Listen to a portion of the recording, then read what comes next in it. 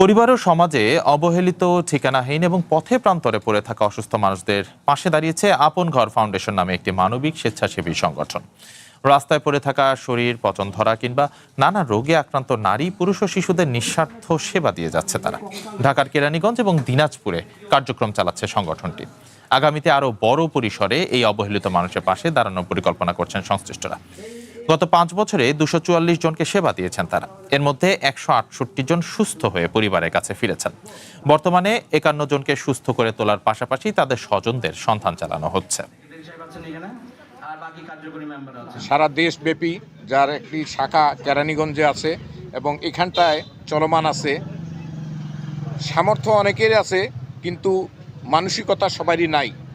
তো আমরা সেই দিক থেকে ব্যতিক্রম একটি প্রতিষ্ঠান দেখলাম। এই আপন ঘরটাকে একটা নিজের পায়ে দাঁড় করানো, সেটার জন্য ইনকাম জেনারেটিং প্রজেক্টের মাধ্যমে এর জন্য নিজেই মানুষের কাছে সাহায্য সহযোগিতার জন্য যেন হাত না পাততে হয়, নিজের উপর ডিপেন্ডেন্ট করে চলতে পারে।